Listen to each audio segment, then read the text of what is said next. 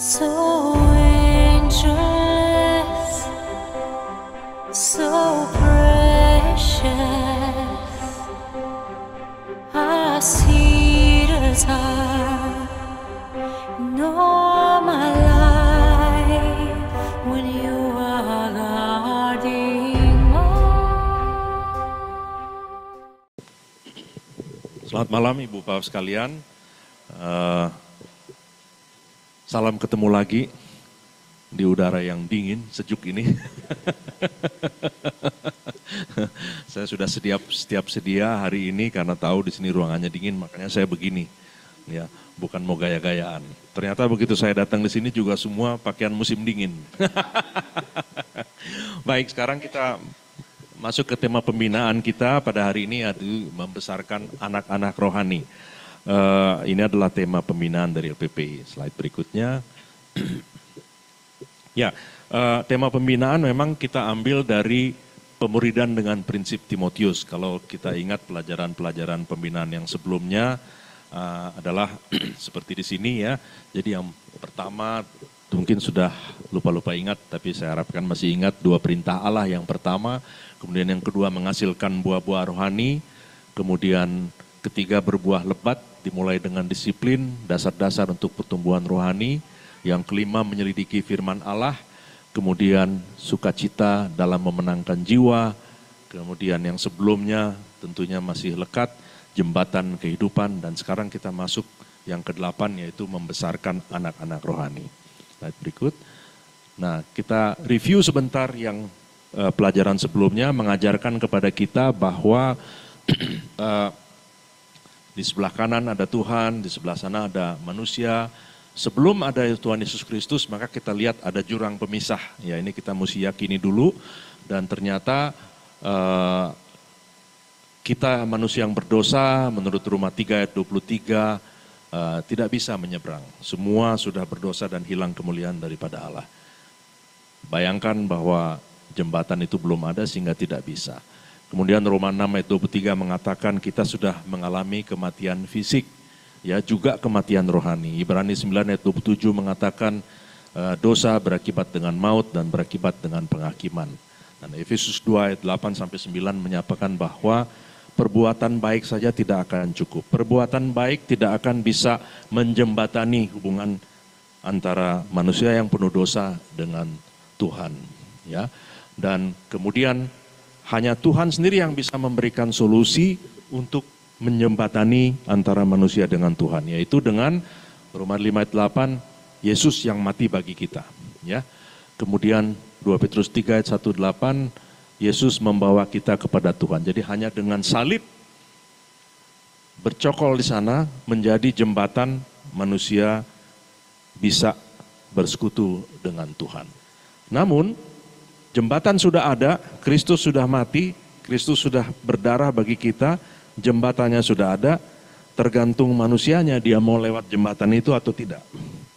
Ya, kalau dia melewati, jembatan sudah dikasih dengan cuma-cuma, maka kemudian manusia akan bertemu dengan Tuhan. Tapi ada juga manusia yang tidak mau melewati jembatan itu karena dia mau cari jembatan lain. Atau dia memang mau betah di sini saja. Nah, oleh karena itu kita perlu camkan prinsip ini sebelum kita masuk ke tema yang sekarang. Di mana letak kita? Apakah kita masih di sini atau kita sudah di jembatan ini dan kemudian kita menyeberang ke sana? Ya, oleh karena itu perlu suatu respon. Ketika seorang sudah meresponi berangkat ke sini, maka dia tetap menjadi bayi rohani. Ya. Dan tentu sebagai bayi rohani, maka dia perlu pertumbuhan. Dia perlu pertumbuhan supaya dia kuat menjadi anak-anak Tuhan yang mampu melaksanakan perintah Tuhan. Slide. Nah, kita masuk ke tema sekarang, yaitu kita ambil dari Yohanes 21. Silakan saudara yang punya Alkitab boleh baca sendiri atau baca sini, saya sudah buatkan. Di sana dikatakan Yohanes 21 ayat 15 sampai dengan 17. Sesudah sarapan, Yesus berkata kepada Simon Petrus, Simon, anak Yohanes, apakah engkau mengasihi aku lebih daripada mereka ini? Jawab Petrus kepadanya, benar Tuhan, engkau tahu bahwa aku mengasihi engkau. Kata Yesus kepadanya, gembalakanlah domba-dombaku. Ayat 16, kata Yesus pula kepadanya untuk kedua kalinya, Simon, anak Yohanes, apakah engkau mengasihi aku? Jawab Petrus kepadanya, benar Tuhan, engkau tahu bahwa aku mengasihi engkau. Kata Yesus kepadanya, gembalakanlah domba-dombaku. Ayat 17, kata Yesus kepadanya untuk ketiga kalinya, Simon anak Yohanes, apakah engkau mengasihi aku? Maka sedih hati Petrus karena Yesus berkata untuk ketiga kalinya, apakah engkau mengasihi aku? Dan ia berkata kepadanya, Tuhan, engkau tahu segala sesuatu, engkau tahu bahwa aku mengasihi engkau. Kata Yesus kepadanya, gembalakanlah domba-dombaku. Ini dasar firman Tuhan kita pada malam hari ini ya. Nah, orang Kristen tentu perlu bertumbuh. Dan ketika dia bertumbuh maka dia akan hidup dalam kebenaran. Ya. 2 Yohanes 4 dan 3 Yohanes 4 di sana Yohanes menuliskan surat. Yang pertama kepada ibu, dia katakan 2 Yohanes 4, dia menulis surat dengan kata-kata terhadap ibu. Ibu yang dimaksud adalah ibu Tuhan Yesus, yaitu Maria. Dia menyatakan bahwa dia sukacita oleh karena anak-anak ibu atau anak-anak Maria, yaitu adik-adik Tuhan Yesus, itu bertumbuh imannya dengan baik. Ya, bertumbuh imannya dengan baik. Sehingga di sana diperlukan pertumbuhan dan itu diapresiasi oleh Yohanes. Kemudian 3 Yohanes ayat 4 juga menyatakan di sana Yohanes menuliskan surat kepada jemaat dan kemudian dia menyatakan bahwa dia gembira melihat pertumbuhan dari jemaat-jemaat. Anak-anak Tuhan bertumbuh dengan baik, dia gembira. Sehingga artinya jemaat-jemaat tersebut memang harus bertumbuh, gitu. Harus melangkah, harus bertumbuh dalam imannya supaya mereka bisa hidup dalam kebenaran. Kenapa demikian? Perlu dikawal oleh Yohanes kepada jemaat-jemaat tersebut. Oleh karena pada masa-masa itu udah timbul konsep-konsep baru, ya bahkan dikatakan itu bidat-bidat. Salah satunya adalah kepercayaan gnostik, ya seolah-olah seperti percaya ke Tuhan Yesus, tapi kebenaran yang ada itu diputar balik semuanya. Nah, orang tertarik, mereka menyebut-nyebut nama Yesus, tapi begitu masuk konsepnya berbeda, gitu. Konsepnya berbeda, dan lebih ketahuan nanti banyak jemaat yang terbawa kepada konsep yang baru itu oleh karena mereka masih sangat baik, ya mereka belum begitu, mereka tahu Tuhan Yesus, mereka berserah kepada Tuhan Yesus, tapi kemudian diseret ke arah konsep yang menyatakan bahwa Tuhan Yesus itu sebetulnya bukan manusia, ya sebetulnya itu hanya bayang-bayang saja. Nah, terarah seperti itu sehingga itu membahayakan. Oleh karena itu pada saat itu rasul-rasul terus gencar, ya ngirim surat. Surat-surat yang ada di Perjanjian Baru ini kan sebagian yang bisa terekam, tapi sebetulnya lebih banyak lagi surat-surat. Selain daripada surat-surat, tentu kunjungan-kunjungan dari rasul-rasul untuk membina jemaat dalam rangka menahan ini gitu loh. Menahan konsep-konsep ini di mana mereka masih baru bertumbuh. Oke. Nah, kita lihat perjalanan Rasul Paulus juga ya, begitu dari Asia Kecil berputar, begitu jauh perjalanan pada masa-masa itu yang penuh bahaya dan itu dia tempuh, dia berkorban untuk itu dalam rangka mengembangkan, membina jemaat-jemaat Kristen. Ya. Dan tentu kita pun sebagai anak-anak Tuhan adalah sukacita yang besar ketika kita melihat anak-anak kita ternyata mengikuti langkah-langkah kita. Ya. Mau percaya kepada Tuhan Yesus, beribadah kepada Tuhan Yesus. Saya tidak bisa membayangkan satu keluarga yang ayahnya percaya kepada Kristus, ibunya bukan kepada Kristus, lalu kemudian mereka membagi anaknya, kalau yang laki ya percaya kepada Kristus, yang perempuan ya boleh kepada iman yang lain. Buat mereka biasa aja, tapi terus terang saya kalau melihat keluarga yang kayak begitu, aduh ini bagaimana ya? Ya, karena tentu kita sebagai orang tua kita tidak mau, ya. Di PDPK rupanya ada juga anak-anak kecil dan saya senang sekali. Memang repot orang tuanya bawa anak kecil, ya. Tapi apa boleh buat? Tapi itu adalah sesuatu yang positif karena orang tua mengenalkan kepada anaknya dari kecil, ini loh, mama kalau pergi-pergi terus pada tiap hari Kamis ini ke acara ini, sehingga mereka merekam dari kecil. Oh ini, ini ibadah yang dilakukan oleh mamaku atau ayahku. Dan itu sebetulnya suatu pembinaan yang mulai dari kecil. Ya.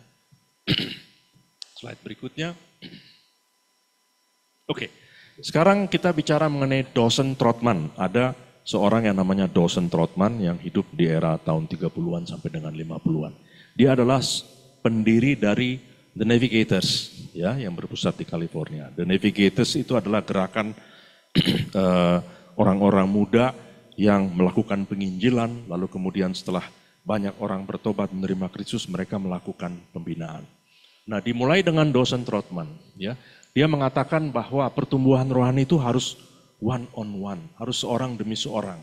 Itu baru berakar gitu loh ketika seseorang membina yang satu lagi, ya. Dan itu menggunakan prinsip namanya the follow ups, ya. Tindak lanjut, ya, follow ups, itu yang diajukan oleh Dawson Trotman. Dia adalah seorang saya nggak tahu perwira atau apa, tapi bertugas di Angkatan Laut Amerika Serikat, dan dia kerjanya adalah membina. Dia menginjili awak-awak Angkatan Laut. Setelah orang tersebut menerima Kristus, kemudian dibina. Dibina di mana? Di rumahnya. Dia bikin rumahnya, diajak datang, kemudian dilakukan pembinaan. Sedemikian rupa pembinaan itu berlangsung terus sampai orang yang sudah terbina itu kemudian disuruh pergi lagi, ajak orang lain, pekabaran Injil lagi.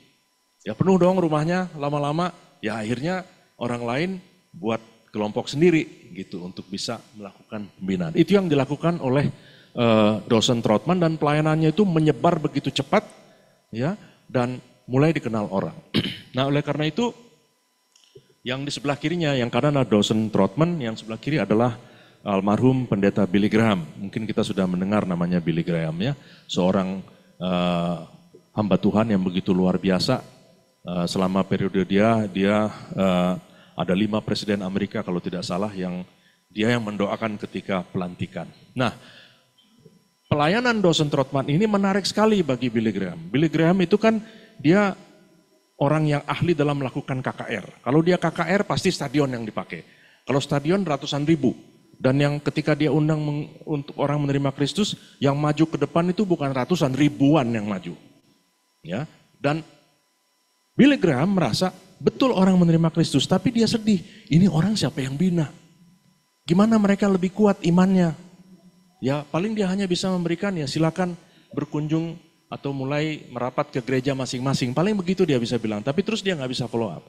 Nah kalau dia melihat pelayanan dari Dawson Trotman, kemudian dia minta tolong, Dawson tolong bantu saya dong gitu. Saya nggak mampu lagi untuk membina orang-orang yang maju kepada Kristus. Kamu yang punya kemampuan untuk itu. Nah itu dirasakan oleh Billy Graham, ya, sehingga Dawson Trotman Billy Graham mulai tertarik dengan pekerjaan Dawson Trotman. Nah kemudian juga prinsip-prinsip yang dilakukan oleh Dawson Trotman, pemuridan, multiplikasi rohani itu juga menjadi inspirasi untuk siapa? Untuk Bill Bright. Ya, Bill Bright adalah orang yang bersama istrinya membangun Campus Crusade for Christ atau LPMI. Di mana bahan-bahannya itu dibuat oleh Bill Bright mengacu kepada apa yang diajarkan oleh Dawson Trotman. Itu yang kita pakai sekarang di kelas-kelas pembinaan, bahan-bahannya itu. Yang tujuannya adalah memenangkan jiwa, membina, kemudian mengutus. Nah, begitu inspiratifnya pelayanan Dawson Trotman ini, sehingga Bill Bright mengadop konsep-konsep itu dan mengembangkan pelayanan. Kalau Dawson Trotman melayani umumnya prajurit-prajurit Angkatan Laut, maka Bill Bright mengambil konsep itu, mengembangkan, kemudian dia terbeban untuk memenangkan mahasiswa-mahasiswa. Jadi dia banyak berkutat, berkecimpung dalam kampus-kampus. Ya, dan itu menyebar ke seluruh Amerika Serikat. Bahkan ke tempat kita, ke Indonesia sendiri. Ya. Slide berikut. Nah, tadi dia bilang ada prinsip follow up yang penting. Apa sih follow up itu? Follow up itu adalah proses, ya. Proses bimbingan bayi rohani dalam Kristus menuju ke kedewasaan rohani. Jadi suatu proses. Nah kalau suatu proses, maka ini tentu kita sudah sadari memerlukan waktu yang lama. Semua sudah terlibat dalam PLPR, sudah merasakan sekali ya bahwa waktu ini menjadi hal yang memang menjadi tantangan buat kita semua, ya. Waktu yang cukup memakan waktu dan bukan hanya waktu yang lama, perlu pengulangan, bahkan pengorbanan. Semua kita sudah merasakan apa yang harus dikorbankan untuk membina seseorang, ya. Korban waktu, korban pekerjaan, korban uang dan lain sebagainya, bahkan korban perasaan barangkali, ya. Nah, tentu harapannya adalah seseorang yang setelah dibina, kemudian kerohaniannya dewasa, maka selanjutnya kita harapkan dia akan mampu membina orang lain supaya menjadi dewasa rohani dan terjadi multiplikasi. Ya, dirinya menjadi orang lain. Kalau dirinya menginjili, ber-PI, memuridkan orang lain, maka dirinya menjadi orang lain yang memiliki kemampuan yang sama. Ya, itu adalah yang dia anggap follow up harus dilakukan sedemikian rupa. Slide berikut. Ya, nah 2 macam follow up yang diintrodusir oleh Dawson Trotman adalah pastoral dan personal. Ya, pastoral adalah lebih komunitas, maka biasanya penggembalaan dilakukan di gereja. Ya, dan penggembalaan ini dilakukan biasanya oleh fungsionaris gereja, mulai dari pendeta jemaat, majelis, dan pengajar-pengajar di gereja, pokoknya yang berfungsi dalam gereja tersebut. Mereka inilah yang punya kewajiban untuk melakukan follow up kepada jemaatnya. Nah, kembali kepada ayat yang kita baca dalam awal tadi, Yohanes 21, maka perintah utama Yesus kepada Petrus adalah apa? Ya. Pertanyaannya, apakah engkau mengasihi aku? Ya, aku mengasihi engkau. Berapa kali ditanya? 3 kali. Karena hasil dari mengasihi aku itu, yang dimaksud Tuhan Yesus adalah mengembalakan domba-dombaku. Ya, apakah engkau mengasihi aku? Ya, gembalakan domba-dombaku. Artinya ketika kita mengasihi Kristus, yang Tuhan Yesus inginkan adalah outcome mengembalakan domba. Itu yang menjadi perintah utama Yesus kepada Petrus. Sehingga setiap orang yang mengasihi Kristus, outcome-nya harus mampu mengembalakan jemaat. Ketika seseorang mengatakan dia mengasihi Tuhan Yesus, tapi dia tidak menghasilkan mengembalakan orang, memuridkan orang lain, jadi tanda tanya. Barangkali itu yang terjadi ketika orang tidak melakukan itu, ketika nanti dia mati masuk ke surga, dia bilang, Tuhan aku mengasihi engkau. Tuhan akan bilang, aku tidak mengenal engkau. Akan sedih sekali kalau menghadapi realitas seperti itu. Ya, nah oleh karena itu, itulah kita di LPPI mementingkan bahwa hasil dari kita mengasihi Tuhan Yesus, maka outcome-nya dalam program kita adalah program pemuridan. Oleh karena itu kita jungkir balik melakukan program-program pekabaran Injil dan pemuridan. Karena itu kita yakini sebagai satu perintah utama yang diperintahkan oleh Tuhan Yesus kepada Petrus, yang otomatis itu berlaku untuk kita. Karena kita nyatakan kita ikut Tuhan Yesus. Setuju gak semua? Apakah semua di sini setuju bahwa semua mengasihi Kristus? Amin, haleluya. Ingat, mesti ada buntutnya tuh. Kalau mengasihi Tuhan Yesus, mesti ada buntutnya, mesti ada outcome-nya. Ketika kita tidak memberikan outcome itu, hati-hati. Ya, mengasihi Tuhan Yesus berarti buat Tuhan Yesus cuma kata yang terucap saja. Ya, 1 Petrus 5 ayat 23 mengatakan kita harus menjadi teladan. Ya, kita harus menjadi teladan. Oke, kita baca 1 Petrus 5 ayat 23.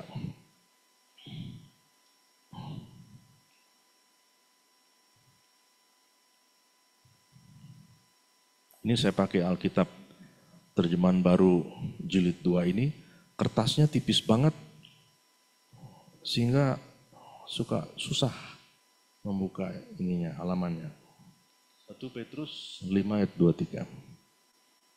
Oke, katakan di sana ayat 2. Gembalakanlah kawanan domba Allah yang ada padamu. Jangan dengan paksa tetapi dengan sukarela sesuai dengan kehendak Allah. Dan jangan karena mau mencari keuntungan tetapi dengan pengabdian diri.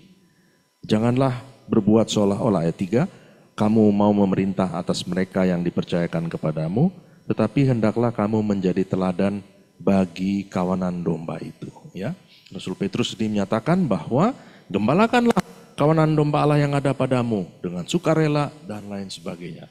Lagi-lagi Rasul Petrus pun membuktikan bahwa dia pun menekankan kepada murid-muridnya, kepada jemaatnya, gembalakanlah domba-dombaku. Ada orang yang menerima Kristus baru menjadi pengikut Kristus, gembalakan mereka supaya iman mereka bertumbuh.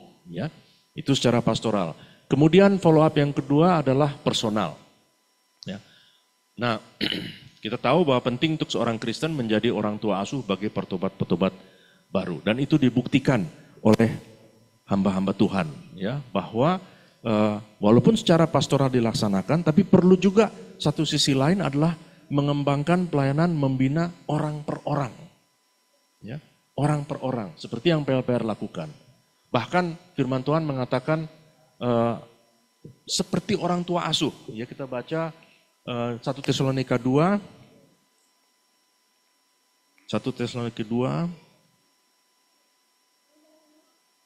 Boleh kita buka Alkitab kita dan kita baca bersama-sama.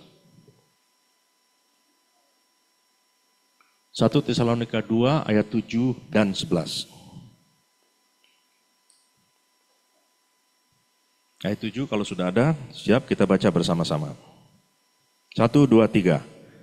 Tetapi kami berlaku ramah di antara kamu sama seperti seorang ibu mengasuh dan merawat anaknya. Bayangkan, konsep atau pemikiran yang ada pada hamba-hamba Tuhan pada saat itu, Paulus dan itu loh. Menggembalakan itu sampai kayak gitu. Ya, seperti ibu mengasuh dan merawat anaknya. Kalau sampai diungkapkan ini berarti keberadaannya hampir tiap hari. Hampir dalam banyak waktu. Ya, selalu mempersiapkan diri supaya available. Artinya mempersiapkan diri supaya siap sedia kalau diperlukan langsung bisa memberikan. Itu gambarannya.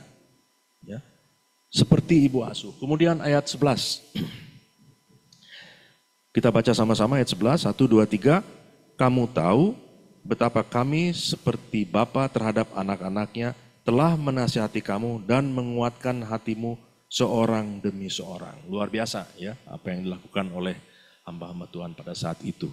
Dan itu pun perlu kita teladani ya, bahwa follow up itu secara personal juga perlu dikembangkan dan bahkan harus mengembangkan seperti ngelonin gitu ya. Ibu dan anak kan ngelonin. Nah, tuh, ibu itu kan ngelonin anaknya berdua ambil begitu. Ya kayak gitu.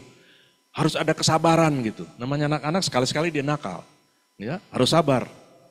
Jangan kitanya jadi mutung gitu pada saat murid kita wah agak ngaco sedikit, kitanya yang mutung. Ah udah gua nggak mau lagi deh. Susah dia. Janji nggak tepat waktu mulu, nanti janji nggak datang. Saya udah capek-capek, udah pelatihnya yang mutung. Ya. Nah, di sini diperlukan semangat sebagai seorang ibu yang terus terus mau mengasuh seperti anak-anaknya. Supaya Yohanes 15 ayat 8 dan 16 mengatakan supaya menghasilkan buah yang tetap. Buah yang tetap. Buahnya apa? Orang yang terima Kristus dan yang terima Kristus tetap dalam Kristus dan berkembang dalam Kristus dan kemudian memuridkan orang lain. Slide berikut. Ya, tentu setelah kita dengar follow up itu ada cara pastoral, ada personal, maka ada 4 cara untuk follow up. Ya, 4 cara follow up atau prinsip follow up, yaitu doa, kontak pribadi, pena atau tulisan, dan perwakilan. Kita akan lihat satu persatu. Slide berikut. Ya, doa. 1 Tesalonika 3 ayat 10, di sana nyatakan Petrus mendoakan murid-muridnya siang dan malam. Ya, siang dan malam. Doa itu kan berat. Kalau kita LPPI melakukan doa 1 jam saja, wah lumayan berat, nggak semua hadir.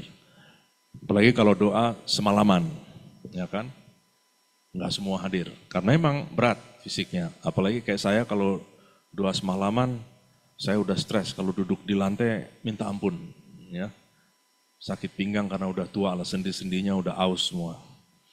Harus duduk senderan. Ya. Nah, itu pergumulan. Kita pun pergumulan, membuat jadwal doa yang tepat, pergumulan. Membuat pokok-pokok doa, pergumulan. Belum lama kita belajar bagaimana setup suatu doa, ya kan, bahwa doa itu kita harus buat list yang benar, Senin itu kita mau doakan siapa, Selasa mau doakan siapa, Rabu, dan itu konstan kita lakukan. Supaya tetap kita bisa berdoakan jadwal-jadwal yang ada. Dan itu pergumulan. Gitu. Dan itu dilakukan Paulus. Dan siogianya itu pun kita lakukan. Apalagi ketika kita memiliki murid. Kalau saudara memiliki murid, bukan hanya berdoa yang perlu untuk menguatkan dia. Kalau perlu kita berpuasa. Kenapa? Supaya si murid itu Tuhan bungkus. Tuhan bungkus dengan kuasa Tuhan sehingga nggak bisa diganggu-ganggu orang. Nggak bisa diganggu lingkungan. Nggak bisa diganggu si iblis. Ya. Kadang ada murid dalam pelayanan kita, wah kayaknya nerimanya rada susah gitu ya. Agak lambat. Sering kita dengar kesaksian begitu. Nah, terus kita mau bagaimana? Mau putus asa, mau mutung? Karena pengurus sudah memberikan, kamu tanggung jawabnya murid itu. Apa yang bisa kita lakukan? Ya kita berjibaku untuk mengajar dia, kalau emang pun rasa berat, ya kita doakan. Bahkan kita berpuasa untuk dia. Supaya dia betul-betul, kita kan hanya alat membina. Yang kita inginkan lebih adalah supaya Tuhan membina dia. Tuhan membuka mata dia, mata rohani dia supaya dia bisa belajar dengan baik. Ya, itu yang perlu dilakukan. Doa itu adalah sesuatu yang sangat penting. Saya mau ceritakan pendeta Billy Graham itu juga sangat bergantung pada doa setiap orang Kristen. Ketika dia mau melakukan pelayanan KKR, Billy Graham ini, maka timnya akan bekerja. Mereka buat program pergi ke satu kota. Satu kota maka tim ke sana, maka akan dicari yang menampung banyak. Ya, menyewa stadion misalnya. Kemudian mereka harus mengeluarkan biaya promosi lewat radio, lalu kemudian leaflet-leaflet, pamflet-pamflet, spanduk-spanduk semuanya itu memerlukan biaya ya. Dan dia untuk menjalani biayanya itu dia perlu mengemis juga. Maka dia bilang kepada jemaatnya, oke, doakan pelayanan kami. Mohon doakan kepada pelayanan kami dan kalau memungkinkan berilah $1. Itu dikatakan Billy Graham kepada orang-orang yang mencukuri pelayanannya. Lalu kemudian ada seorang yang kaya raya di Amerika, dia pengikut Kristus, dia kasihan lihat Billy Graham. Ya. Kemudian dia kontak Billy Graham, saya kasihan melihat kamu upayamu dengan promosi segala macam kelihatannya memerlukan dana yang sangat besar dan kamu harus bekerja promosi dan lain sebagainya. Saya tahu itu berat buat kamu. Nah oleh karena itu saya mengasihi Tuhan Yesus, kata konglomerat ini, sudah apapun program pelayananmu kamu gak usah mikir duit lagi. Ya, saya akan biayai semua, sewa segala macam, pesawat, hotel di mana kalian pergi, semua saya biayai karena itu kecil buat saya. Saya mengasihi Tuhan. Oke, sehingga kamu bisa bekerja lebih enak. Apa yang dikatakan Billy Graham? Billy Graham bilang, saya lebih perlu 100.000 orang berdoa untuk saya dengan kalau bisa memberikan $1, kalau enggak ya enggak apa-apa. Daripada saya terima uang begitu banyak, tapi cuma 1 orang yang mendoakan. Maaf. Terima kasih atas tawarannya, tapi Tuhan akan menyediakan, dia katakan. Begitu luar biasa, ya, Billy Graham. Dia tahu persis kuasa doa itu siapa, bagaimana kuasa doa, dan dia lebih membutuhkan doa dari setiap hamba-hamba Tuhan atau anak-anak Tuhan yang ada untuk menguatkan pelayanannya daripada kuasa seorang konglomerat. Dan kalau itu terjadi misalnya di Jakarta dengan hamba Tuhan yang terkenal, kalau ada yang nawarin kayak gitu gimana ya? Ya jawab sendiri deh, ya kan masing-masing. Ya, dan itu adalah begitu pentingnya doa bagi Rasul Paulus dan juga hamba-hamba Tuhan seperti Billy Graham. Karena mereka menyadari doa adalah kekuatan yang luar biasa. Siogianya itu pun buat kita gitu. Kehidupan doa kita mesti benar. Ya. Kalau nggak benar itu akan berpengaruh untuk pelayanan kita. Slide. Baik, yang kedua adalah tadi doa, yang kedua adalah kontak pribadi. Kontak pribadi dalam rangka selain pastoral tapi personal. Ya. Paulus menekankan pentingnya bertemu muka dalam penggembalaannya di Salonika, Roma, dan Korintus. Dalam tulis suratnya, Rasul Paulus selalu menyatakan kalau dia tidak bisa datang, dia sangat rindu ketemu dengan orang-orang itu. Ya, dia sangat rindu, dia pengen pergi ke sana. Tapi hambatan perjalanan kita tahu pada saat itu. Enggak seperti sekarang tinggal terbang nyampe. Dulu mesti lewat jalan darat dan lain sebagainya, naik gerobak dan lain sebagainya, bahaya penyamun. Sehingga itu susah. Paulus menekankan penting bertemu dan kita pun untuk membina sangat perlu untuk bisa temu muka. Ya. Nah, di era Zoom ini, maka banyak pelayanan juga melalui Zoom aja gitu ya kan. Ada perdebatan, jadi sebenarnya bagaimana sih? Nah akhirnya kesimpulan memang sebetulnya kalau persekutuan itu sebaiknya temu muka langsung. Karena akan sangat berbeda ketika temu muka seperti ini daripada melewati Zoom. Ya. Dan Zoom ini kan online ini berkembang sejak COVID. Ya. Ketika COVID kita nggak bisa keluar rumah, oke lah. Tapi sekarang udah aman-aman begini, ya mungkin tanda tanya besar kalau kita terus mengembangkan. Kita PAK juga masih ada online, jadi itu juga banyak dikritik, ya kan? Bagaimana? Ya kita kasih argumentasi, wah ada yang rumahnya di ujung dunia sana, aduh bagaimana juga jalannya. Ya tetapi tetap harus ditekankan sesuai Alkitab, firman Tuhan mengatakan temu muka itu sangat penting. Karena temu muka itu ada interaksi yang berbeda dengan interaksi dengan pakai Zoom. Apalagi yang kalau kelihatan cuma tulisan namanya doang, ya kan? Kita nggak tahu tuh bagaimana. Jangan-jangan ada yang bikin dadar sekarang. Ya, dan kita di PAK pernah terjadi seperti itu, Ibu Bapak Saudara. Jadi kita waktu masih COVID kita lewat Zoom. Ada ibu satu, mungkin dia kurang mengerti apa bagaimana kita nggak tahu ya. Dan kita lihat gitu, dia jalan pakai daster gitu ya kan? Pakai daster.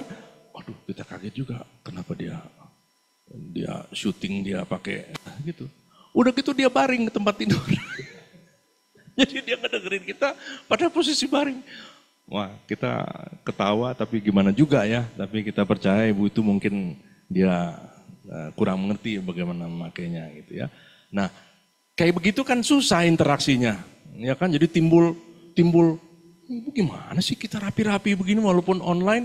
Saya selalu katakan pada istri saya kalau kita misalnya pada saat itu beribadah gereja, tetap kita berpakaian seperti ke gereja gitu loh. Ya bukannya pakai celana pendek, kolor, daster dan lain sebagainya, enggak. Karena itu beribadah kepada Tuhan walaupun kita by Zoom, tapi kita tetap seperti kita pergi gereja seperti biasa. Dan kalau persekutuan pun demikian, seperti kita biasa pergi ke persekutuan. Itu yang kita lakukan sebagai suatu hikap hati yang saya pikir itu ada benarnya. Ya. Sehingga tetap kita harus prioritaskan kalau bisa, saya pikir juga semua persekutuan satu saat transportasi mungkin sudah bagus ya, kita akan bisa tetap stabil bersekutu dengan temu muka. Ya. Kemudian juga kalau kita melayani orang sangat penting untuk seseorang berdoa menerima Kristus secara oral. Ya, sebagai suatu pernyataan di mana kita menjadi saksinya. Ya, sehingga dalam pelayanan perkabaran Injil di LPPI kita mengajarkan itu. Ketika kita menginjili seseorang, maka apabila orang tersebut menerima Kristus, sebaiknya dia mengucapkan doa menerima Kristus. Karena itu pernyataan yang membuat iblis buyar. Ya, karena pernyataan seseorang mengklaim Yesus Kristus sebagai juru selamat, bubar si iblisnya. Artinya orang tersebut yang pada saat sebelum berdoa dia milik si iblis, begitu dia menerima Kristus mengucap, pindah tempatnya. Statusnya pindah, yang tadinya terkutuk, kemudian pindah menjadi kekasih Tuhan. Menjadi anak-anak Tuhan seperti dikatakan dalam Yohanes 1 ayat 12. Oke, jadi sangat penting pada kontak pribadi kita aktif membangun interaksi dan sosialisasi dengan orang lain.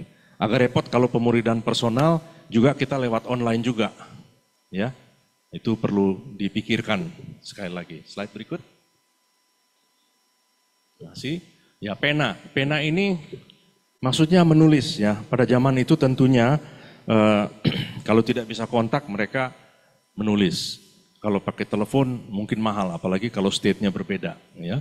Tapi menggunakan surat. Paulus juga pada saat itu membina dengan mengirimkan surat-surat kepada jemaat. Menulis, memberikan ajaran-ajaran melalui surat-surat. Ya, nah kita pun sebagai anak Tuhan tentu sarana yang kita pakai sekarang mungkin tidak by post ya, tapi kadang-kadang kita sekarang punya sosial media melalui WhatsApp ya, atau email. Nah itu pun bisa kita manfaatkan, walaupun jangan itu yang menjadi utama gitu ya, tetap kita perlu temu muka. Kita perlu mengembangkan kemampuan menulis ya. Dulu dengan bersurat, mungkin sekarang by WA. Bagaimana caranya menulis? Tentu gaya menulisnya beda lah. Saya menulis WA, gaya saya sama Bung Jimmy beda, sama anak-anak yang ABG beda lagi. Ya banyak istilah-istilah yang saya nggak ngerti. Ya. Nah kemudian itu bisa kita kembangkan. Kalau kita punya sosial media juga bisa kita manfaatkan. Ya, kemampuan kita menggunakan sosial media perlu dikembangkan dalam rangka pengembangan pelayanan. Ya. Nah, itu semua kita gunakan untuk memelihara komunikasi dan menguatkan dengan firman Allah. Tentunya dengan unsur-unsur rohani yang kita sampaikan di sana. Slide berikut. Ini baik. Kemudian yang keempat, prinsip follow up itu dengan perwakilan atau delegasi. Ya, Paulus seringkali dia menyampaikan surat dengan mengirim anak buahnya, murid-muridnya, ya untuk ke jemaat tertentu, untuk membina karena dia nggak bisa, dia kirim Filemon, dia kirim Timotius, dan ada banyak murid-murid lagi dia kirim dalam rangka pembinaan. Tentu Paulus mengirim Filemon, Timotius setelah dia yakin bahwa Filemon, Timotius ini sudah mampu melakukan pengajaran-pengajaran tersebut. Dia sudah orang yang merupakan multiplikasi dari Rasul Paulus. Ya, sudah dibina dan sekarang diutus untuk berangkat. Nah kita pun demikian, ketika kita sudah memiliki, katakanlah sudah ada kelompok atau apa, ya ada 2 kelompok, maka ada baiknya kita pun belajar untuk mulai melayani dengan murid kita. Ya, ajak murid kita untuk ikut melayani kelompok kita dan lain sebagainya. Tujuannya apa? Adalah supaya murid ini melihat bagaimana kita membina orang-orang tersebut. Bagaimana kita mengatur waktu dan lain sebagainya.